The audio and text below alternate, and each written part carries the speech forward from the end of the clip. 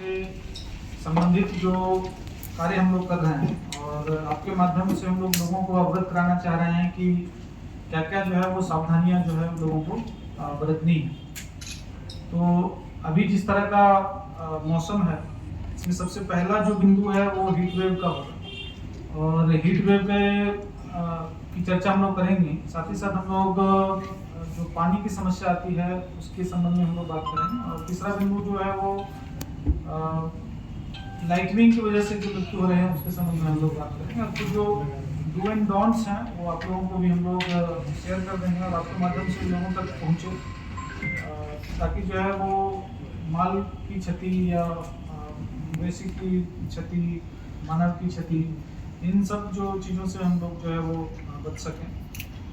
तो सबसे पहला जो हम लोगों का है कि हीट वेव के कारण जो है वो आग लगने की भी जो है वो इंफॉर्मेशन हम लोगों को मिली है और उसमें हम लोग तत्पर होके जो भी अनुदान की राशि देनी होती है, जो भी सहाय की राशि देनी होती है वो हम लोग देते हैं। लेकिन जो कुछ जो डू एंड डोंट्स हैं उसके संबंध में जो है वो आप लोगों को थोड़ा सा अवगत हम लोग करा दे रहे हैं। जैसा कि आप अवगत हैं कि लू जब लगता है तो उसमें जो है वो क्या क्या करना चाहिए। तो लू लगे व्यक्ति को जैसे है कि छाँव में उसको जैसे उसको लिटा देना है और उनको जो है ढीले जो कपड़े हैं वो पहनने चाहिए और ठंडे जो पानी से उनके शरीर को पोंछना या ठंडे पानी से उनको नहलाना, उनका जो तापमान कम करने के लिए जो है वो कूलर, पंखे का जो उपयोग, उसके बाद जो है गर्दन, पेट और सिर पर जो है बार बार गीला ठंडा कपड़ा रखना।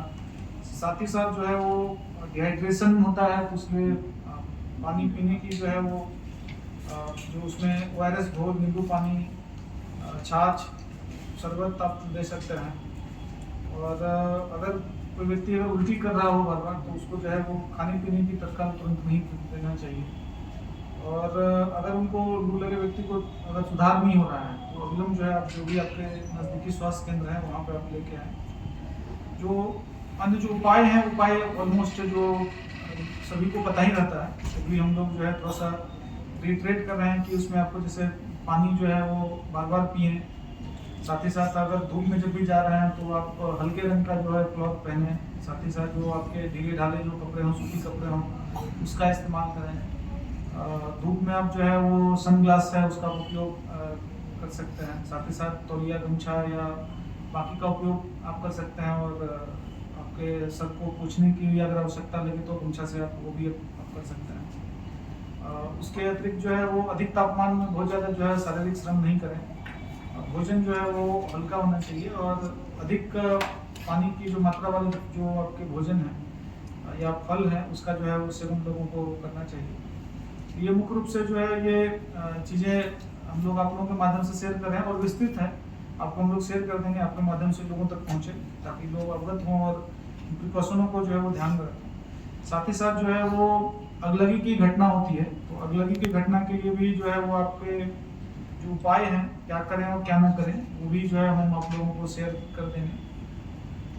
और जो आपदा की अगलगी की जो भी घटना होती है उसमें जो है वो कंट्रोल नंबर का भी आप लोगों का हम लोग दे रहे हैं। जो फायर का जिला का नियंत्रण कक्ष का नंबर क्या है, मरौड़ा का नंबर क्या है और सोनपुर का नंबर क्या है वो हम लोग जो है वो दिए हुए हैं या आपके माध्यम से भी लोगों तक पहुँचे।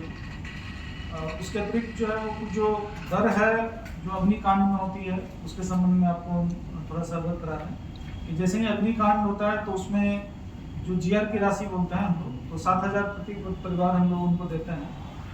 और फिर बर्तन और जो घरेलू सामान जो नष्ट होने पर 2,500 रुपये प्रति परिवार के हिसाब से देते हैं। वस्त्र का जो नष्ट होने पर जो है वो 2,500 रुपये प्रति परिवार हम लोग देते हैं। किसी का अगर गृह का क्षति हो जाए तो उसमें 8,000 रुपये प्रति झोपड़ी हम लोग देते हैं। और कच्चा घर जो है अगर आंशिक क्षति हो तो 4,000 रुपये प्रति घर और कच्चा घर पूर्ण क्षति हो तो उसमें 1,30,000 रुपये प्रति घर के हिसाब से मिलता है। और पक्का घर का अगर आंशिक क्षति हो तो 65,000 रुपये प्रति घर पे मिलता है।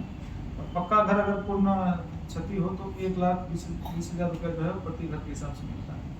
पशु शेड अगर कहीं है तो 3,000 रुपये पशु शेड के हिसाब से हम लोग देते हैं। और उसके बाद अगर पशु क्षति भी हो, जैसे अभी कुछ दिन पहले 2 मानव की क्षति हुई थी और पशु की भी हुई थी क्षति।